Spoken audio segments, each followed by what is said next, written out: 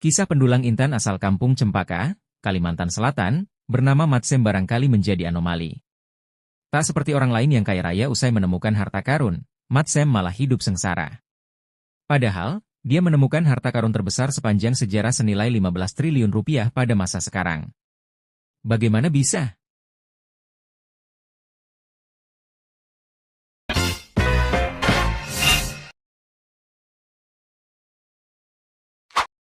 Kisah tragis Matsem bermula pada Kamis 26 Agustus 1965. Hari itu, Matsem dibantu 4 orang teman sedang bekerja mencari intan. Di tengah pencarian, mereka tak sengaja menemukan intan berukuran besar. Matsem bersaksi intan tersebut sangat bersih dan berwarna biru campur kemerahan. Penemuan ini lantas membuat heboh, yang beberapa tahun kemudian diketahui sangat membuat Matsem menyesal atas kehebohan ini. Setelah ditelusuri, temuan intan oleh Matsem menjadi yang terbesar sepanjang sejarah, yakni 166,75 karat. Harganya diperkirakan tidak kurang dari puluhan miliar rupiah, karena intan tersebut hanya sedikit lebih kecil dari Kohinoor Red, berlian India, yang menghiasi mahkota kerajaan Inggris, ditulis harian Pikiran Rakyat, 31 Agustus 1965. Setelah viral, nama Matsem menjadi terkenal. Semua orang menduga dirinya bakal kaya raya sebab menemukan harta karun super besar. Sayangnya, itu tak terjadi. Temuan intan tak menjadi miliknya, melainkan diambil pemerintah.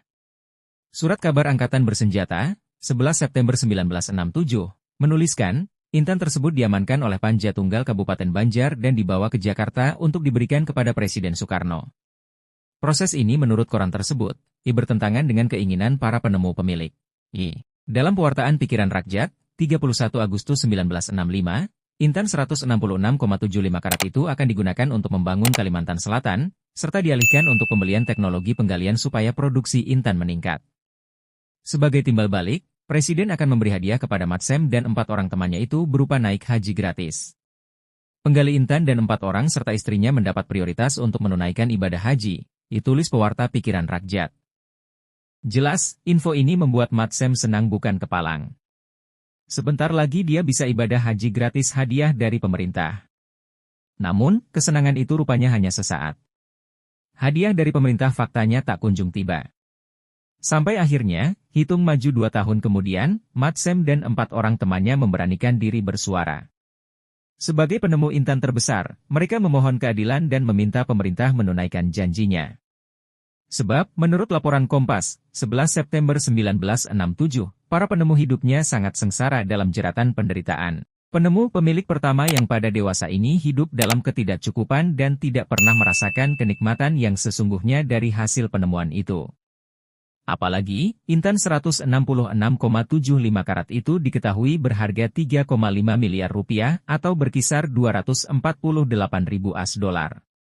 Dalam harian Nusantara, 15 Agustus 1967, harga emas tahun 1967 berharga Rp230 per gram. Berarti dengan 3,5 miliar rupiah bisa membeli 15.217.315 gram emas. Jika dikonversikan ke masa sekarang dan berpatokan pada harga emas 2024, berarti intan 166,75 karat seharga 3,5 miliar rupiah senilai 15,22 triliun rupiah. Sangat fantastis. Tentu saja, wajar apabila Matsem bersuara dan memohon keadilan. Jika tak diambil pemerintah, maka dia kini sudah jadi miliarder dan hidup tak melarat. Suara Matsem ini kemudian disampaikan melalui kuasa hukum yang kemudian diteruskan kepada Presidium Kabinet Ampera, yakni Jenderal Soeharto. Berharap pemerintah dapat meninjau kembali persoalan tersebut demi tegaknya kembali keadilan dan kebenaran, tutur tim kuasa hukum, akan tetapi, setelahnya, tak diketahui lagi apakah keadilan Matsem diproses pemerintah atau tidak sebab tidak ada catatan sejarah lanjutannya. Jangan lupa untuk like, subscribe, dan nyalakan notifikasi agar tidak ketinggalan konten terbaru dari kami. Sampai jumpa di video berikutnya. Semoga hari kamu menyenangkan.